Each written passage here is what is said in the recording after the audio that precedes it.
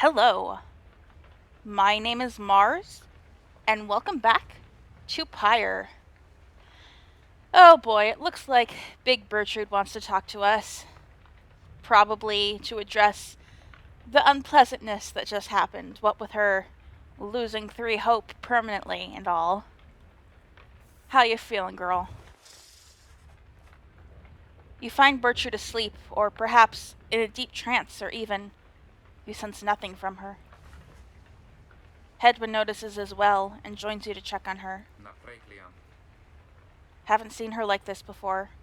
She's barely breathing. She's not responding. He leans in for a closer look when...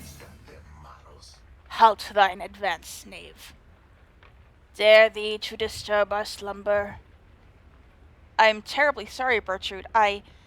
The reader and I, we were just checking to make sure you were all right, because of how we saw you there just now.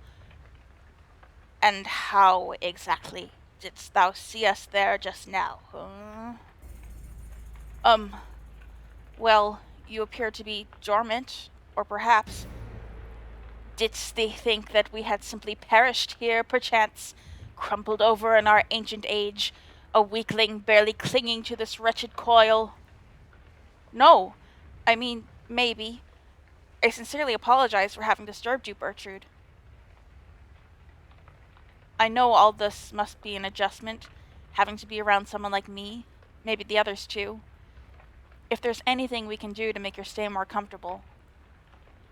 We shall not yield to thy flirtations, boy. Flirtations? Wait, no, she always thinks Hedwyn is flirting with her. You wish, Bertrude, you wish. Know that our hearts belong already to another boy. Thou knowest nothing of our ways, whilst waking or in dream. Thus we advise thee ample caution in thy future interactions, lest we use thee as a subject for our sorceries. However, we do appreciate thy flattery. Thine advances make... She's so sure. He showed her the most basic kindness, and she's like, oh my god. I feel young again. Thine advances make us feel like a young tad once more. We were among the most sought after of our kind within the southern bogs. Wisely, Hedwyn remains silent. Thou art free to depart now, boy. Hedwyn turns to leave, but know that we do appreciate thou taking time to check upon us whilst we dream, and know that our stay amongst ye has been comfortable enough thus far. Thank you, Bertrude. Thou art welcome, boy. Despite the oddness of the exchange you witness, you sense that Hedwyn and Bertrude gain a better understanding of each other. Oh, good, I guess. Alright, what's new in here? Just more rules? The law of 3? Okay. During the rite, each triumvirate shall act as one unerringly and without question. The disobedient shall suffer banishment or permanent expulsion. Exiles shall move as of a single mind to demonstrate their faith and recognize that they, as with the 8, cannot prevail alone. Their worth shall be determined both by their actions and their peers. Triumvirates lacking experience in this may designate a reader, whose focus on this book may help the others to coordinate.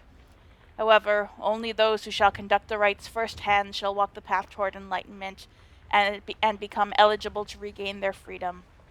That is the exact passage that Volfred mentioned to us before. Interesting. There's still more rules in there, but I think we'll just continue on. Let's get out of this hellscape.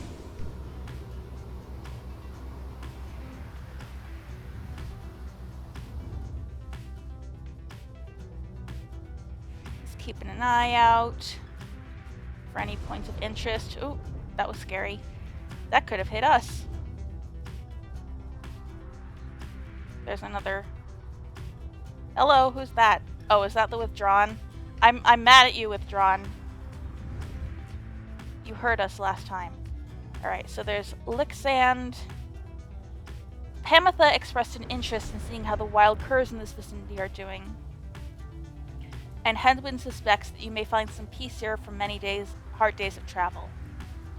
I mean, I'm interested in seeing how the wild curs are doing. That sounds cool.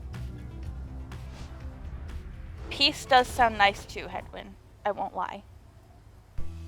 Alright, no one wants to talk to us. That's pretty new.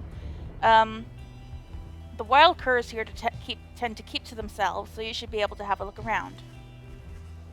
You take some of the afternoon to survey the area with Pamitha. You observe many curs off in the distance, driven half wild from the heat. Foolish things. This is what happens when you trust the Commonwealth. There is nothing you can do for the creatures. The sight of them makes you all too eager to return to the wagon and immerse yourself in your vocations. Let's talk to someone first. What's up, Pamitha? You find Pamitha by herself again, though her expression has grown darker than her custom. Leave me be, would you, reader darling? Trying to get some good and proper moping done here, and you're distracting me. Leave me be. Just leave me be, reader. Just leave me be. You don't want to know what's lurking in my heart or mind. What you'll find there isn't pretty. Yet, something about her thought process is different to you now. You know that, with her conditioning, she can resist your scrutiny. But now, her thoughts are laid bare to you. Her conditioning, like the high-wing remnants have training against mind readers, maybe? Pamitha is alone with her thoughts. See what she is thinking or leave her be. Huh. It almost feels like she's giving me permission. So I wouldn't feel too awful about this. But at the same time, it feels very invasive.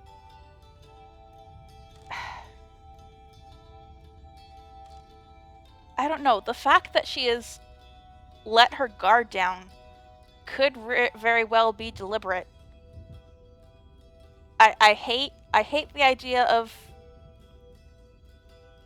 reading minds when I have the option not to, but I'm curious, and curiosity is gonna kill this cat. You bet your butt it will. See what she is thinking. Would that we all could simply understand each other without a need for words. Pamitha seems to be inviting you into her thoughts. You remain there in that lonesome space with her. What is it going to take, I wonder, Tamitha? Shall I just go ahead and kill them all? That would be proof enough, perhaps, about my loyalties to you and to our sisters. Perhaps I ought to start with this one right in front of me. The bond between you severs as Pamitha opens her eyes and stares at you. Then she smiles sweetly and gives a gentle laugh. You see, reader darling, my thoughts are rather cumbersome at times. But do not fear. I have them very well under control. Still, thoughts being the loathsome things they are, I nonetheless cannot fully suppress them. She exhales and looks askance.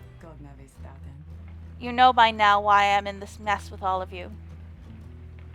You could say I lacked Tamitha's sense of commitment, her zeal.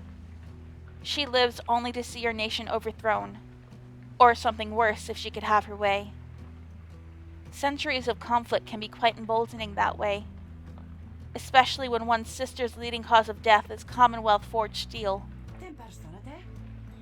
Wielded with the utmost of mercy, of course. Well, I had little patience for the senselessness of it myself. Became a bit of a pariah, I suppose. I knew Tamitha was going to get herself and others killed someday. So, when she was to fly out on this one big mission of hers, I had other arrangements made. But, after she was caught, your people did not exactly uphold their end of the bargain. I knew there were such risks, of course, and yet a chance is still a chance. Tamitha was clipped and cast down. A mercy, they called it. I did not see it that way. And in my growing protests of her treatment, I was soon enough to follow. She falls silent for a while. I haven't yet decided if I entirely regret my actions, but I do seek Tamitha's forgiveness and wish that she could see my thoughts for what they are, as it seems you can. Then, she might realize our nation's people have much more in common than she knows. Sometimes I wonder which of them's the stupider. She brushes past you and out of the wagon for now.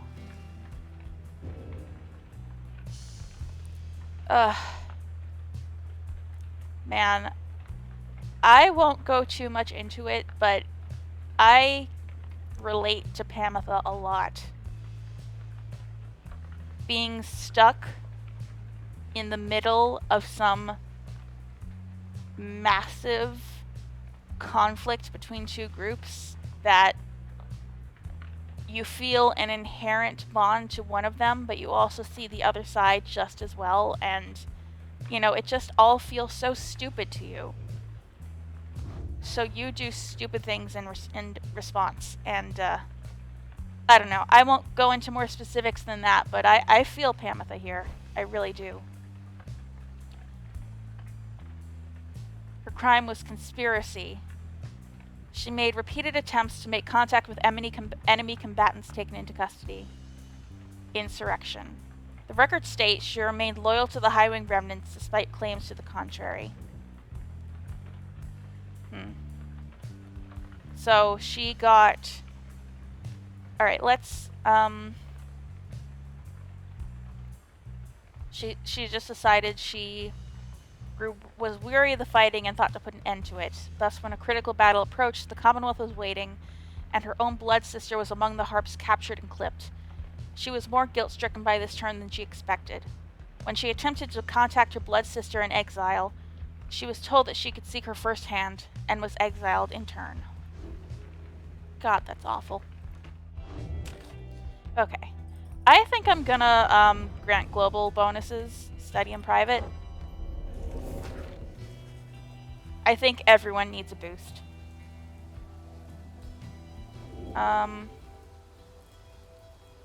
Oh, I need to master all of these all the way before I can unlock glory? Okay. How about presence? Let's boost everyone's presence.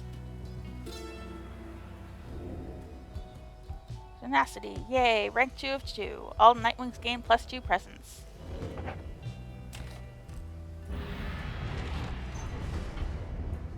Alright, let's head on to the Cairn of Ha'ub.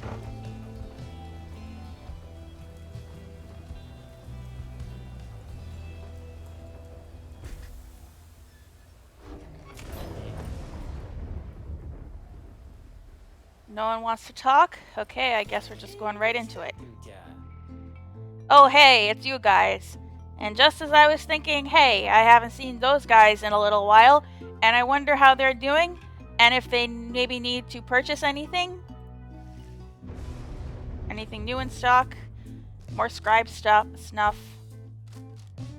Got the 2 bands. I could buy the sun serum. Or the right light. Once per right, if the bearer's pyre is extinguished, it is instead restored by 5. Which kind of sounds a little bit OP at this point, I'm not gonna lie.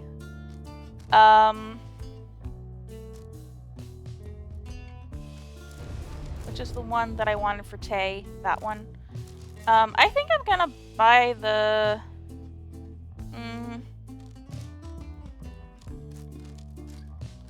I'll buy the right light. And then a little stardust, how about? Handful of stardust. How about it? And let's see what I want to put it on. +5 quickness, +4 hope, Kerfang, extra damage, Twilight Shard, extra damage, increase the right light, just increasing healing all around would be good.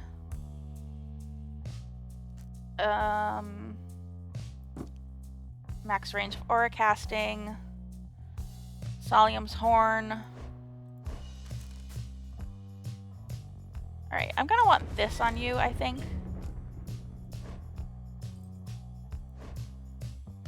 And... oh, I want to upgrade the Ashen Coal for sure. And I'm not going to be using Birchard anymore in the immediate future, I think. So I'm just going to take this off of you and put it on whoever I feel needs it. How much does this cost? Not enough. We don't have enough for it. Pleasure doing business with you guys. So, alright, we got some new pages. We can read that. You can probably tell I'm putting off I'm putting off this raid as long as I possibly can, because I'm not confident. Downside dining. How to sustain oneself with food and drink in such a place as this. The less said of it, the better. Do not complain, observe, and above all, keep moving. Sources of sustenance avail themselves to those with keener sense. In warmer climates, search the ground at break of day for subterraneans. In colder places, dig for them. Give them purpose. Drinking pools are rare, but moisture in abundance outside of the sandfolds. Some is poisonous. Take only what you need. The downside limits any opportunity for excess, but it provides enough amenities to meet the needs of life. One who withstands it cannot help but feel a sense of gratitude. Let's read another rule. The burning pyre. At the appointed time, at the aligning of the stars, the heavens shall rain down upon the ground sufficiently prepared, and thus the two opposing pyres shall be set ablaze. Thus shall commence the rite. Triumvirates are to protect their pyres as they would their lifeblood. Lifeblood itself is never to be shed, before, during, or after any rite, lest the disobeyers suffer permanent expulsion. Exile is injury enough. The rite is an act of mercy. Fear not the purifying flame. Plunge into it headlong and without fear, for you shall be protected by the stars themselves. Seek freedom in the flame. Alright. Let's not put it off any longer. Commence the rite. As you await the stars, a form dressed in the raiments of the rites approaches you and Volfred. You at first presume it for one of your next adversaries, the Fate. But he cannot be one of them. Beside you, Volfred starts, something you have never seen him do. You observe the colors that he wears, an inverse of the Nightwings. Volfred Sandalwood. It has been a while. No, this cannot be. The demon unfastens his mask. It can. Oh. He looks a little familiar. I think I know who this is. I've been chatting with some fandom people, and they've alluded to a four-horned individual, and I think this is the person they're talking about. And based on some context clues, I think we might have heard this guy's name in game already. It can. You perished. I watched you fall. Yes! This is one of the original Nightwings. Or at least one of the people who was in the Nightwings when Volfred was originally a part of them. He's the one who fell off of Solium's fall. You did. I grieved for years. Yet now you live. I do. Although these horns, they grew long ere I could walk again. Unbelievable. Then why are you here now, Oralech? He is a former exile of the Nightwings, betrayed and abandoned in his moment of glory. You know full well, Volfred, to reclaim what is mine by right. The demon Oralech leaves without another word, just as the stars above burst to life and seem to set the sky aflame.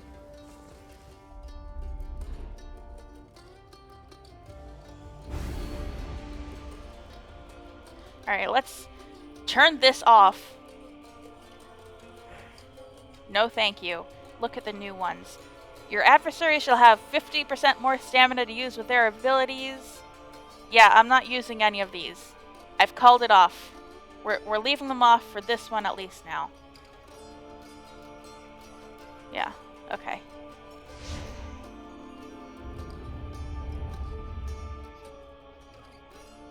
I just had to double check that none of them were active.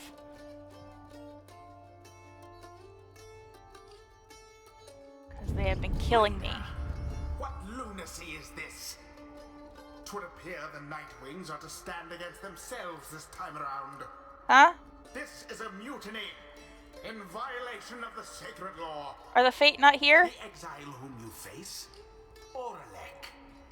Long ago he had his chance, and he relinquished it. He cannot simply claim it now, and I cannot preside over this nonsense. Good night. Oh, Logan Cunningham's not going to be with us. What happened to the Fate? The stars showed we were to face them. Save me, Logan Cunningham, narrator. Come back. They must have suffered a misfortune of some sort. Tampering with the stars' designs is not permitted, Oralech. Cheating the worthy of their rightful liberty is not permitted either, Volfred. You must know I took no part in that betrayal. Search your heart. Oralech says nothing for a time. Then, where are your raiments, Volfred? I have refused to wear them since, in show of solidarity to you, and to elude the voice, I would suppose.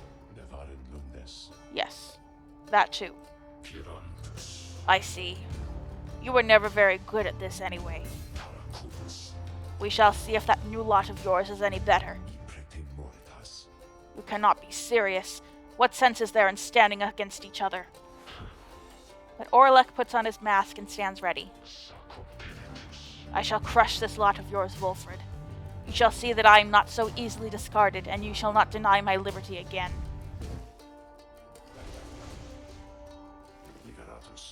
Reader, the adversary whom we face, Oralech, he is not one to back down. He was very experienced in the rites, even at the time, and so, beware. There was no one in his day who could prevail against him, and he appears even stronger now. I wish I had more valuable advice to give in this. I wish I had foreseen this. Equip Burning Promise in your cargo. What? Why? What was that tooltip about? Alright, so let's see. Who are we going to use? Pamitha? Absolutely. Okay. I'm going to go over real quick the things I've realized I've been doing wrong.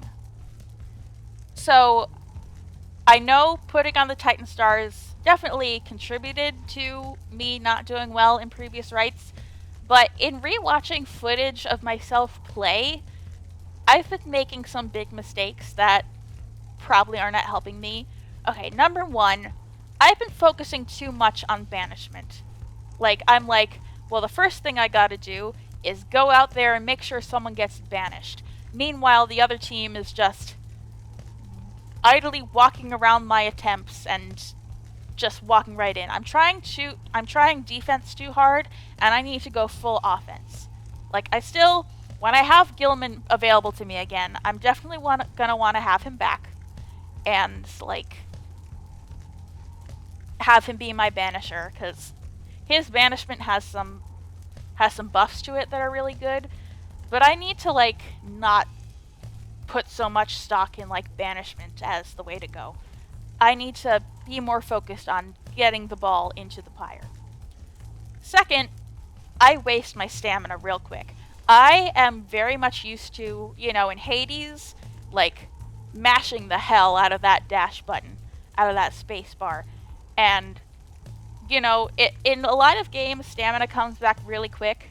But I find that in this game, you can just meander a little bit and it's fine, in most cases.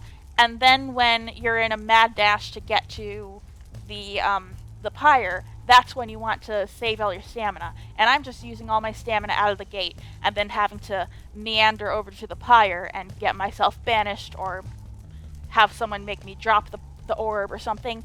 So I need to work more on stamina management. That being said, I think I'm still going to use Headwind, because the extra stamina is good. And we're going to put the Ashen Coal on you.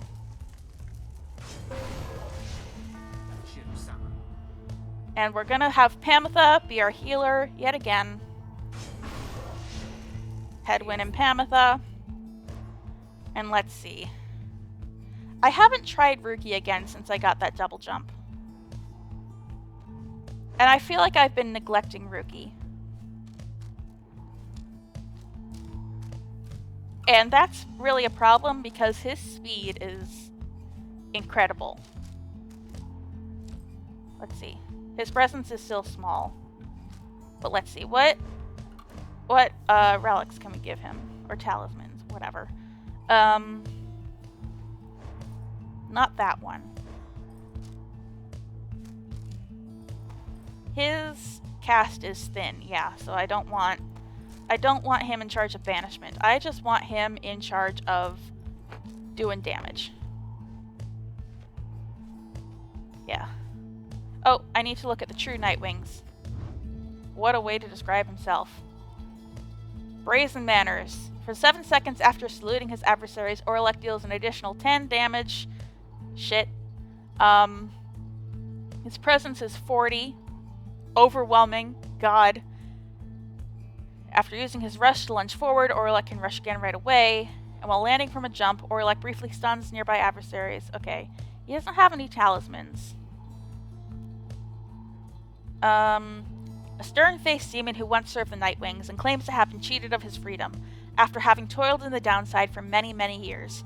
He has reformed his own version of the Triumvirate to which he once belonged, now calling them the true Nightwings. He seems to hate the very essence of the rites. Alright. We got a savage who flings far. Knows charge up when casting, and sprinting and jumping without stamina. And we got an imp who's fast and returns quickly. Alright. Rookie, we're gonna choose you. Don't know who this Oralech bozo thinks he is, and come to think of it, I don't care either. Such a triumvirate you have assembled, Volfred. Then let us see what they can do. Come and face me, false Nightwings. Man, how do all the demons very differently shaped horns?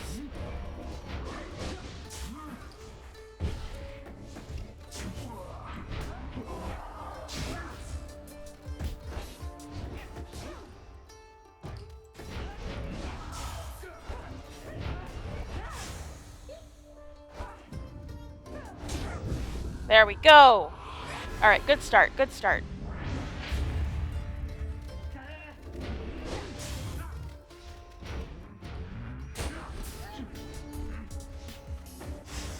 No!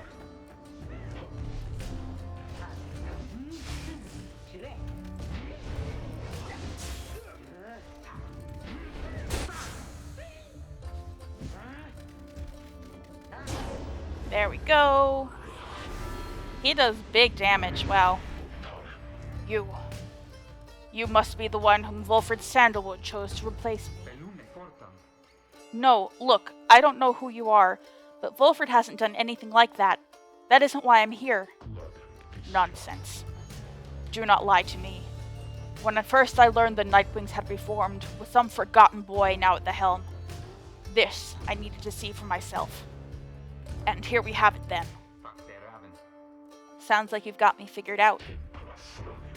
Disappointing. That Volfred would take sides with someone such as this.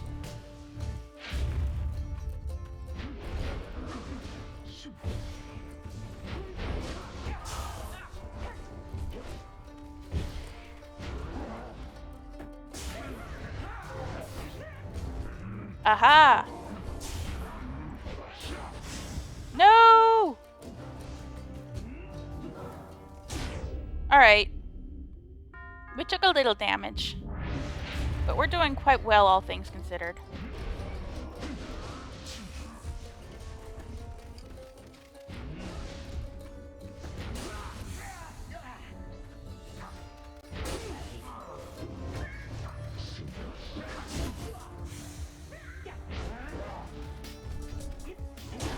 Haha, Rookie! Rookie MVP, wow. Alright. But we want to have Tamitha make the plunge.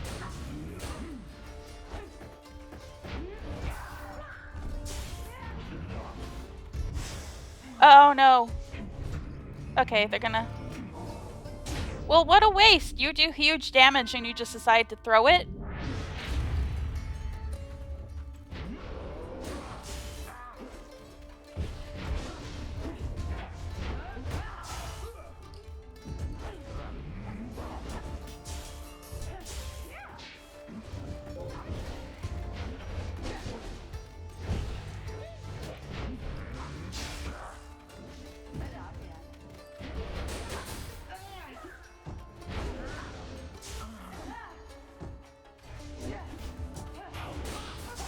No! Tamitha. I mean, Pamitha. I always do that.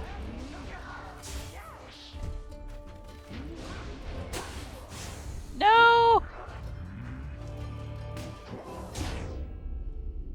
Okay. It's going worse.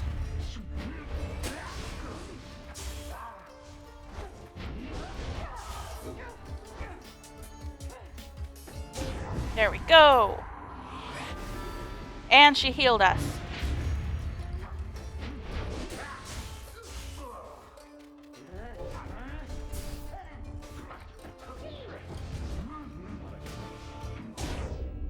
Oh, I didn't even realize he had it.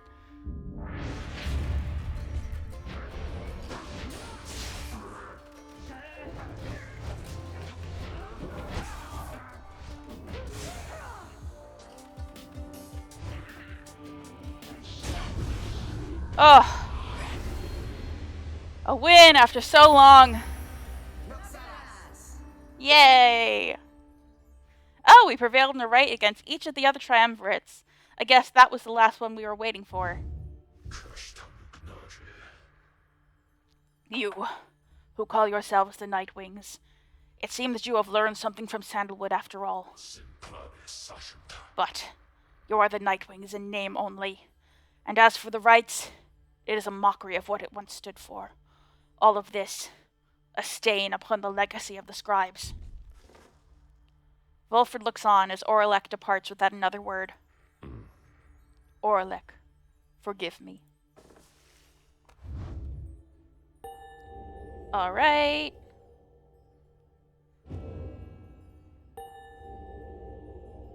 Rookie got a nice level, not a level up, but he advanced a bit. Pamitha is on track to fully level up. Wow.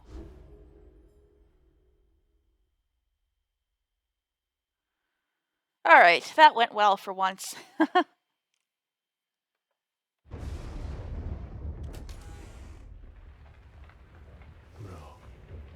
Oralech, he has changed. Scarce resembles now the one with whom we traveled then. I'm afraid so. I can only begin to imagine what he has been through all these years.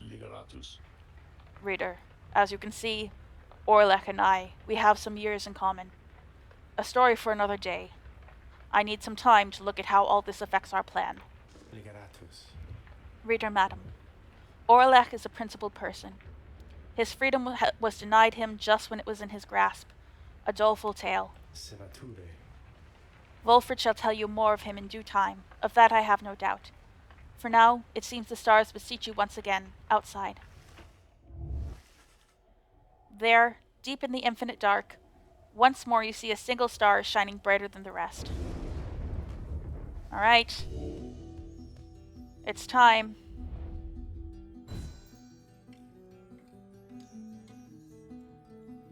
I'm gonna say,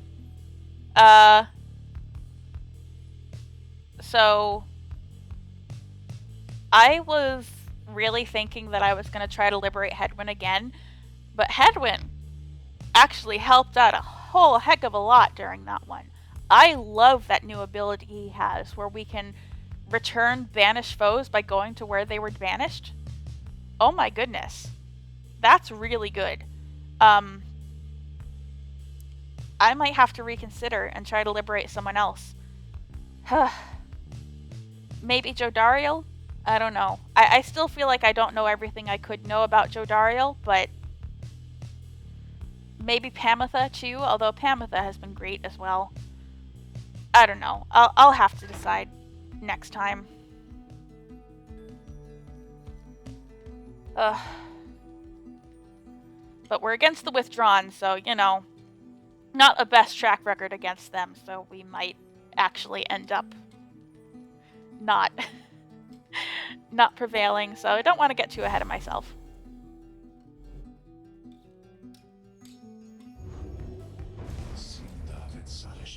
Once more, then, unto the fall of Solium. Excellent. Our plan proceeds at pace. We need but continue to make good on all such opportunities the stars present, so much as possible. Then, our ranks within the Commonwealth may yet grow strong enough that we shall sway the people toward our cause. It shall be difficult, but the people have their hearts and consciences, and the Commonwealth has long since lost its way. The never-ending wars with the High-Wing remnants, the passing of more sentences of exile than ever before for increasingly more dubious causes, the burning of books, the outlawing of literacy, these are corruptions of the teachings of the scribes. Together we shall prove it soon enough. Volfred, sir. What of Oralech? Volfred says nothing in response at first, but then Oralech appears to have his own agenda now. We shall have to try and keep an eye on him, although our plan remains the same. Anyway, we have a mountain which we need to climb. Let's all rest up a bit, if possible, this night. We fly at break of dawn.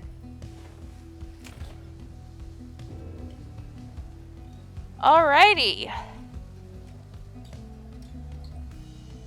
Oh, it seems like we're running out of conversations to have in the Black Wagon, which is very, very sad to me. No bubble popped up as we were moving on, but, you know, it's still, this moment after consulting the stars still seems as good a place as any to end an episode. Yeah. We have another Liberation Rite coming up, and we've finally beaten our losing streak, so I have a little more confidence going into it. But yet again, the specter of having to choose someone to say goodbye to is very difficult. So, I have a lot to chew on. Until next time, I have been Mars, and I will be back with more Pyre.